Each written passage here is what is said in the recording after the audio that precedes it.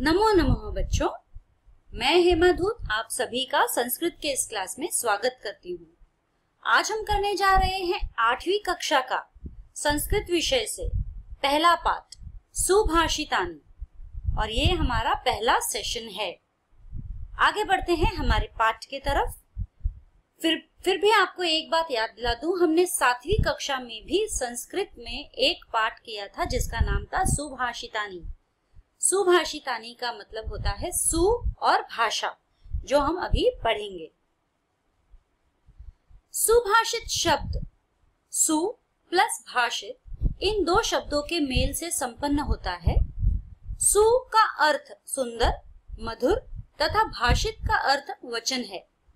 इस तरह सुभाषित का अर्थ सुंदर मधुर वचन है। प्रस्तुत पाठ में सुक्ति मज्जरी नित्यशकम मनुस्मृति शिशुपालक वधम पंचतंत्रम से रोचक और वित्तारोतेजक श्लोकों को संग्रहित किया गया है। यानी कि इस पाठ में हम उन सभी के अच्छे वचन, उन सभी लेखकों के अच्छे वचन या उन सभी किताबों से अच्छे वचन ले रहे हैं। ये संगठित किया गया है, संग्रहित किया गया है। ये सुक्ति मजरी नीतिशकम मनुस्मृति शिशुपालक वधम पंचतंत्रम, ये सारी किताबें जो है ये बहुत ही रोचक किताबें हैं। इनमें जब भी हम कहानियां पढ़ते हैं तो कभी कभी तो हमारे रोंगटे भी खड़े हो जाते हैं और वो हमें ऐसी सीख दे जाते हैं जिंदगी की कि जिसे हम हमेशा याद रख सकते हैं। तो सुभाषित का मतलब भी आपको इसमें हम पढ़ चुके हैं। सु यानी सुंदर, मधुर, मीठा और भाषित यानी भाषा या वचन। तो सुभाषित यानी सुंदर वचन, मीठी भाषा यानी अच्छे बोल। हम हिंदी में बोल सकते हैं अच्छे बोल। आगे पढ़ेंगे। पहला श्लोक है गुणा गुण गेषु गुणा भवन्ति ते निर्गुणं प्राप्य भवन्ति दोषाः सुस्वादुतोयाः प्रभवन्ति नद्य समुद्रमासाग्य भवन्तपेयाः। यानी सरल अर्थ पहले मैं आपको बता देती हूँ, फिर वर्ड टू वर्ड मीनिंग्स में आपको बताऊंगी। सरल अर्थ का मतलब यह होता है कि जिस इंसान में जो गुण होता है वो उसका गुण तो गुण ही रहेगा, लेकिन अगर वो किसी ऐसे इंसान के साथ मिल जाता है या ऐसी चीज के साथ मिल जाता है तो जिसके लिए वो गुण उसका दोष बन जाता है। कभी कभी ऐसी जगह पे मिल जाता है कि वो गुण उसका दोष बन जाता है। यहाँ पे जो एग्जाम्पल दिया गया है, यहाँ पे जो उदाहरण दिया गया है वो दिया है नदी का। पर्वतों से जो नदियां निकलती है, जो पानी उनसे प्रवाह होता है, नदी से पानी जो निकलता है वह एकदम मीठा होता है, स्वादिष्ट होता है। लेकिन जैसे ही ये पानी समुद्र के खारे पानी में अपना जल मिला देती है, जैसे ये नदियां समुद्र के खारे पानी में अपना जल मिला देती है तो उनका जो मीठा पानी है यानी कि जो गुण है मीठापन का वो भी खारा हो जाता है। यानी कि वो गुण अब दोष में बदल गया है, अवगुण हो गया है। तो इसका कहने का अर्थात यही है कि हमेशा अच्छी संगत रखो। बुरी संगत में जाओगे तो आप कितने ही अच्छे क्यों ना हो, बुरे बनोगे, बुरे दिखोगे। अब मैं आपको बताती हूँ वर्ड टू वर्ड मीनिंग। गुणा गुण गेशु, गुणा यानी जो गुण, गुण वाले व्यक्ति में, गुण गेशु यानी जिन गुणियों में, गुणा भवंती उनमें तो ये गुण गुण ही होते हैं। गुणा गुण गेशु गुणा भवंती यानी गुण गुणियों में तो गुण ही होते हैं। ते निर्गुणम प्राप्य भवंती दोषा, लेकिन यदि वो किसी ऐसे व्यक्ति के पास चले जाते हैं या ऐसे व्यक्ति से मिल जाते हैं जिनमें कोई गुण नहीं है तो उन व्यक्ति का जो गुण है वो भी दोष में परिवर्तित हो जाता है। सुस्वादु तोयाः प्रभवन्ति नद्य, यथार्थ यहाँ पे एग्जाम्पल दिया गया है सुस्वादु तोयाः प्रभवन्ति नद्यः, यानी कि प्रभवन्ति यानी वहां से निकलती है, उत्पन्न होती है। कहाँ से निकलती है नदियां? नदियां तो पर्वत से निकलती हैं। पर्वत से जो निकलती है नदियां, उनका पानी जो है सुस्वादु तोयाः यानी बहुत ही मीठा होता है, उनका पानी मीठा होता है। लेकिन समुद्र मासाग्य भवंत पेयाः, लेकिन जब वो समुद्र में चला जाता है तो पीने योग्य नहीं रहता है।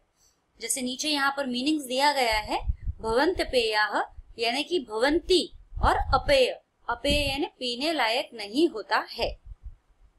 ठीक है, ये मीनिंग आपको इसका अच्छे से समझ में आया?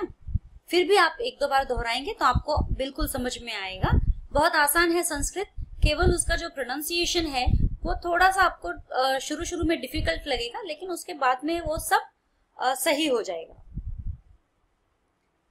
आगे बढ़ेंगे हमारे दूसरे पार्ट की तरफ, पैराग्राफ की तरफ, दूसरे श्लोक की तरफ। साहित्य संगीत कला विहीन साक्षात पशु पुच्छ विषाणहीन तृण न खादन्पि जीवमानः तद भागधेय परम पशु नाम। यहाँ पे अगर आपको नहीं समझ में आया तो फिर मैं एक एक करके समझा रही हूँ। साहित्य संगति कालीन विहीन, जैसे भी मैं आपको यहाँ पे बताती हूँ, साहित्य संगीत कला विहीन साक्षात पशु पुच्छ विषाणहीन। यहाँ पर हमारे जो ये जो श्लोक है इसका मतलब ये हो रहा है कि जिन व्यक्तियों में ना साहित्य का ज्ञान है, ना संगीत का ज्ञान है, ना कला का ज्ञान है, यानी साहित्य संगीत कला इन सभी क्षेत्र में वे शून्य है, ऐसे इंसान को हम इंसान नहीं बल्कि साक्षात पशु कहेंगे। ऐसे पशु जिनमें ना पूंछ है ना सींग है। पशु हमने देखे हैं, जंगल में हम देखते हैं पशु में सींग होते हैं, पूंछ होती है पशु के, लेकिन ऐसे व्यक्ति जिनमें ना साहित्य का ज्ञान है, ना संगीत का ज्ञान है, ना कोई कला है, इनमें से एक भी नहीं है, इनमें सब में शून्य है। विहीन, विहीन यानी जिसमें कुछ नहीं होता है। जैसे विषाणहीन यहाँ लिखा हुआ है, सींग के बिना, तो ऊपर भी पहला जो विहीन है कला, साहित्य संगीत कला तीन अलग अलग शब्द है, इनको एक साथ में दिया गया है यहाँ पे। साहित्य संगीत कला विहीन साक्षात पशु, यानी वो इंसान साक्षात पशु रहता है। पुच्छ विषाणहीन, पुच्छ यानी जिसके पूंछ नहीं होती है, और विषाणहीन यानी जिसके सींग नहीं होते हैं। तृण न खादन पी जीवमान, और वो भले ही घास फूस ना खाता हो जो कि पशु खाते हैं।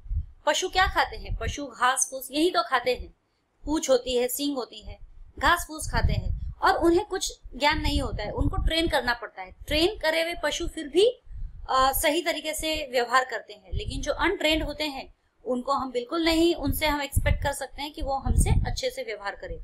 हो सकता है हमें काटे, हो सकता है हमें मारने आए, लेकिन जो ट्रेंड होते हैं, जिनको इसमें कला में जिसको ट्रेन किया गया रहता है, वो पशु कभी भी अपने ट्रेनर के बिना कुछ भी नहीं कहेगा, वो करेगा भी नहीं वैसा कुछ भी, ना काटेगा, ना भागेगा, ना दौड़ेगा। जैसे सर्कस में हम देखते हैं, सर्कस में शेर है, शेर आता है लेकिन सब वहीं का वहीं बैठे रहते हैं, कोई भागते नहीं है, क्योंकि वो ट्रेंड शेर है। वो रिंग मास्टर के आवाज पे ही उठता बैठता है, उछलता है। बोल नहीं सकते हैं वो लोग, लेकिन समझ सकते हैं ना, उनको ट्रेनिंग दी गई है। वैसे ही तो तृण न खादन पी जीवमान, तृण, तृण यानी घास, घास फूस नहीं खाते हैं। न खादन पी, खाते नहीं है मतलब खाते भी नहीं है, लेकिन फिर भी वो जीवमान है। ये उनका उतना नसीब है कि वो इस मनुष्य योनि में उन्होंने ये जीवन पाया है, सिर्फ इतना ही उनका नसीब है।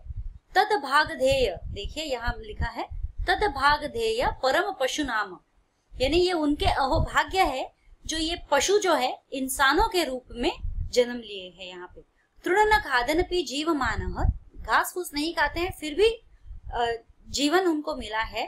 तद भाग ध्येय यानी ये उनके अहोभाग्य है जो परम पशु नाम, जो उनको यहाँ पे ये जीवन रूपी ये पशु का जन्म मिला है, मनुष्य के रूप में पशु का जन्म मिला है, यानी पशु के रूप में वो लोग मनुष्य के रूप में घूम रहे हैं। आगे बढ़ते हैं, ये हमारा तीसरा श्लोक है यहाँ इस कविता का। लुब्धस्य नश्यति यशः, बहुत ही अच्छी पंक्तियां हैं, गौर कीजिएगा इन सब चीजों में। ये आप सभी के लिए है, ये हम सभी के लिए, नॉट आप सभी, हम सभी के लिए है। लुब्धस्य नश्यति यशः, लुब्धस्य लालची, उनका जो यश होता है वो नष्ट हो जाएगा। लालची लोगों का जो यश होता है वो नष्ट हो जाएगा। पिशुनस्य मैत्री, हमें कभी भी किसी चुगलखोर, पिशुनस्य यानी कि जो चुगली करता है, चुगलखोर जो बोलते हैं, चुगली करने वाले इंसान से कभी भी मैत्री नहीं करनी चाहिए। नष्ट क्रियस्य, कुल मर्थ परस्य धर्म, जिन इंसान का कर्म पूरा खत्म हो चुका है, नष्ट हो चुका है, क्रियस्य नष्ट, क्रियस्य यानी कि क्रिया, यानी कि उनका जो काम काज है पूरा नष्ट हो चुका है, जो भी किया कराया है सब उन्होंने नष्ट कर दिया है, उनका कुल जो है कुल मर्थ परस्य, उनका कुल जो समझो नष्ट के समान ही है, उनका धर्म जो है नष्ट के समान ही है। तो एक लालची लोगों का यश जो है कभी आगे नहीं बढ़ पाएगा, लालची लोगों का यश हमेशा नष्ट हो जाएगा। जो चुगलखोर है उनको कभी, उनके साथ हमें कभी मैत्री नहीं करनी चाहिए, क्योंकि उनके साथ मैत्री करने से नुकसान हमारा ही होगा। नष्ट क्रियस्य कुल मर्थ परस्य धर्म, यानी कि जिस इंसान का क्रिया ही नष्ट हो चुका है उसका कुल भी नष्ट होने जैसा ही है, उसका कुल धर्म जो भी है सब नष्ट ही है। विद्या फलम व्यसनीन कृपणस्य सौख्य, जो इंसान बुरी आदतों में लग जाता है, बुरे संगत में, व्यसनीन बोल रहे हैं मैं, जो व्यसनीन जो वर्ड है, व्यसनीन मतलब जो बुरी लत जिससे लगी हुई है, बुरी आदतें हैं, ऐसे इंसान ने अगर कुछ भी विद्या पाई है लेकिन वो व्यसन में लग गया है तो उसकी विद्या सारी नष्ट हो गई है। कृपणस्य सौख्य, कृपण यानी कंजूस, कंजूस इंसान कभी सुखी नहीं हो सकता है। राज्य प्रमत्त सचिवस्य नराधिपस्य, अगर किसी राज्य में, राज्य के मंत्री जो है वो प्रमोद है यानी खाली बैठे रहते हैं, उन्हें सिर्फ क्या बोलते हैं, खाली बैठे रहने से और सिर्फ ऐशो आराम करना है, ऐसे अगर व्यक्ति मंत्री है और कुछ काम नहीं करना चाहते हैं, राज्य के बारे में कुछ सोचते नहीं है, तो ऐसे राज्य का क्या होगा? ऐसा राज्य को तो नष्ट होना ही है। तो राज्य प्रमत्त सचिवस्य नराधिपस्य, ऐसा राज्य जो है कभी भी आगे नहीं बढ़ेगा। तो इसमें हमने पढ़ा है कि लुब्धस्य नश्यति यशः, लालची व्यक्ति का भी यश जो है समाप्त हो जाता है। पिशुनस्य मैत्री, चुगलखोर से हमें दोस्ती नहीं करनी चाहिए। नष्ट क्रियस्य कुलमर्थ परस्य धर्म, यानी जिस इंसान का कुल नष्ट हो क्रिया नष्ट हो चुकी है उसका कुल भी नष्ट होगा ही होगा। व्यसनीन लोगों का विद्याफल जो है वो धर्म नष्ट हो गया है, व्यसनीन लोगों का विद्याफल नष्ट हो गया है। कृपणस्य सौख्य, कोई भी कंजूस इंसान कभी सुखी नहीं रह सकता है। और जिस राजा के मंत्री प्रमोद वाले होते हैं, मतलब जो खाली बैठे रहते हैं, जिन्हें खाना पीना सिर्फ अच्छा लगता है और कामकाज पसंद नहीं आता है, ऐसे राज्य का वो नष्ट होना निश्चित है। आगे बढ़ते हैं।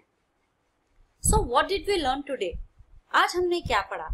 आज हमने तीन अहम बातें पढ़ी कि हमारे गुण जो है तब तक गुण है जब तक हम उसे हमारे अंदर सीमित रखते हैं, लेकिन अगर किसी ऐसे व्यक्ति के साथ उसे मिला देते हैं जो इन गुणों की कीमत नहीं रखता है तो उसके साथ हम मिलकर हमारे गुण जो है निर्गुण में बदल जाते हैं, यानी दोष में बदल जाते हैं।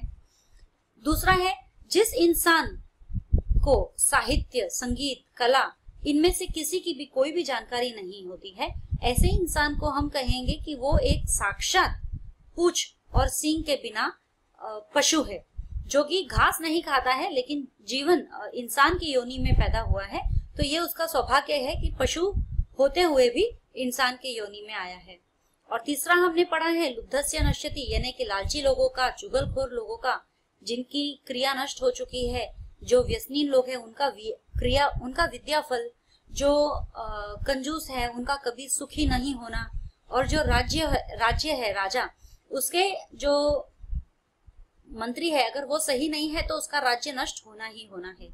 तो यहाँ पर मैं आज अपना जो लेसन है, सेशन है, खत्म करती हूँ। इसके बाद मैं आगे आऊंगी अगले सेशन में इसके आगे की और 3 ये श्लोक लेकर। तब तक के लिए धन्यवाद।